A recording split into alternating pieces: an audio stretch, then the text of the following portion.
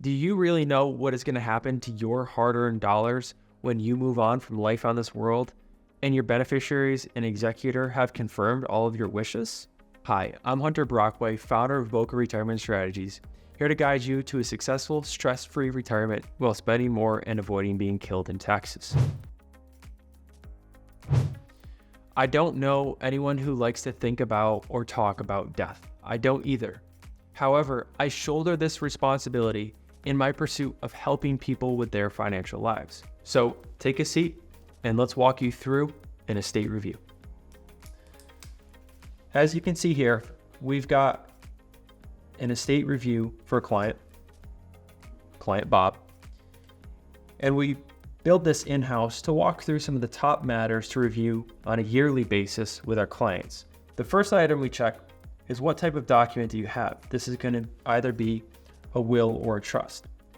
Keep in mind, with a will, you have established your wishes, but that doesn't necessarily mean it's going to pass probate or give you control beyond your own years. For that, you need a trust. A trust is a document that's going to give you control beyond your own years. Next, we're going to look at when was that document created. If we've got a date of that document and it was 7 years ago, that might trigger us. Hey, let's go back in and deep dive and reread everything that's in there. We want to make sure that all of our wishes are still the same, that the people in our lives haven't changed, or that there hasn't been a change in assets. Who is the primary beneficiary of that document? What percentage are they entitled to? Is there a contingent beneficiary in that document? What percentage are they going to receive? The next thing we're going to review is who is the executor or trustee of your estate. Now, the executor plays a very important role in your estate, and they shoulder a lot of responsibility. You should have conversations with your executor so that they know exactly what to expect and what your legacy should mean. This person is not legally responsible to carry out the execution of your estate. This person is not legally responsible to be your executor. So you should ask them if they are willing to shoulder this responsibility for you. Within a trust, you can also have an alternate executor or trustee. Moving on from that, we review powers of attorney. Powers of attorney are very important to have. Depending on your state, you can have medical power of attorney and durable power of attorney. Your medical power of attorney is someone who can make medical decisions on your behalf should you become incapacitated. Now, that durable power of attorney, that takes it one step further and allows them to make financial decisions on your behalf. So we're going to list those people out here and here. And if you do not have them listed, of course, that's going to trigger us. Hey, we don't have someone listed for your powers of attorney here. That's a very critical step in the process. Should something happen to you, there needs to be someone who can make decisions for you. And then a healthcare directive is those decisions that can be made for your health in your behalf. Next, we're going to move on and review the beneficiaries of your account. So here we're listing out all of your accounts. Client Bob here has an IRA with us, and in his IRA ending in 1234, Bob has Chad and Molly both listed as beneficiaries.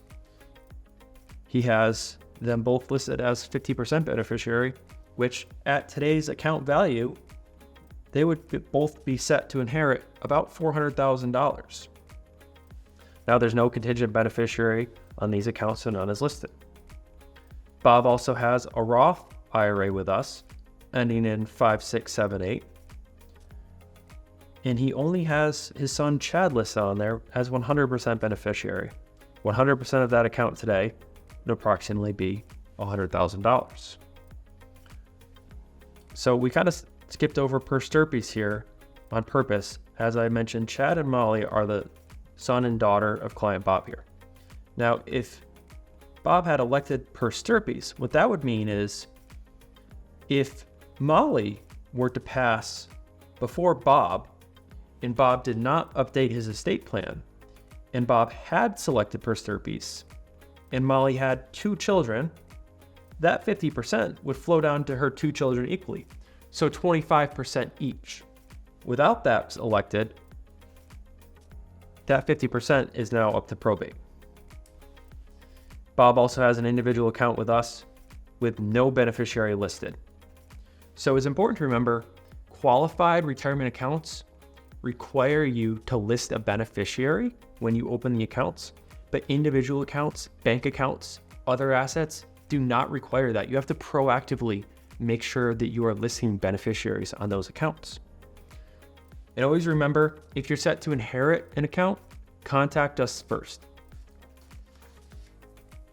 Moving on from this, we have a little flow chart to show how the money would flow given Bob's current status in his estate plan. So again, son Chad and daughter Molly. If you noticed earlier, again, Bob only had Chad listed as a beneficiary on his Roth.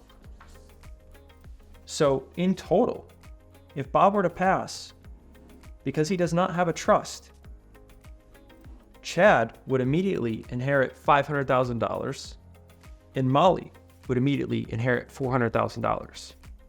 Now, what if Chad and Molly are 18 years old? Seeing that amount of money that they would be set to inherit may trigger something for you in your mind. Say, hey, my 18-year-old children, they're not capable of managing that amount of money. I know if I was 18 and I inherited $500,000, I'd blow it on some pretty silly things. I want control beyond my own years to ensure that that money gets spent for useful things like college or a house or a wedding. And you can set it up so that they receive money in sequences and in steps. That's where a trust will come into play. Now, you notice over here, you've got your house, you've got your bank accounts, you've got that individual account we previously talked about. You might have a business. All of those things are assets. And without having them properly titled via a trust or in the account, in the bank account or in an individual account, those assets are going to flow through to probate. So in this scenario, Bob might have almost $1.5 million that's going to go through probate. Now, probate's a very expensive and timely process that has to go through the courts. No one likes going through probate. Additionally, if something were to happen between Chad and Molly, those assets that they were established to receive, those are going to flow back through to probate. So there you have an estate plan and beneficiary review that we perform with our clients at least yearly. Again, remember, it is important to have conversations with all parties involved with your estate plan. Let them know what you wish of your legacy, how your estate plan is laid out, and what they should expect. Not so that they are waiting for you to die, but to alleviate their stress and arguments between each other when that day comes. All too often, what could have been a beautiful legacy is turned to costs in probate, attorney fees, and family members never speaking to one another again. I am a financial advisor, and we are an investment advisory firm. I am not an estate attorney, nor do we employ estate attorneys. The education and recommendations we provide relate to your financial plan, and we work together with our clients' estate attorneys to create the best solution for them. Take action. Number 1, review the items discussed today as they relate to you. Number 2, review older plans. Changes in plans such as an address change, material changes, added children, and marital changes. Number 3, hold conversations with your executor and beneficiaries. Number 4, subscribe to our YouTube channel. I'm Hunter Brockway, founder of Boca Retirement Strategies. If you have any financial questions, feel free to reach out at contact@bocaretirement.com. Enjoy your successful retirement, and thank you for watching. Bye. One last thing, we are also slowly setting up a retirement mastermind group I am calling Retirementality. If you don't know what a mastermind group is, it's a group of like-minded individuals getting together to help each other solve common problems. We plan to run this group in a roundtable format, so peers can help each other. We might talk about things like finance, things like healthcare, things like travel, things like local events. If you are interested in joining this group, you can send me an email at contact@bocaretirement.com. This will be a complete anti-sales group designed purely in helping you help others retire successfully.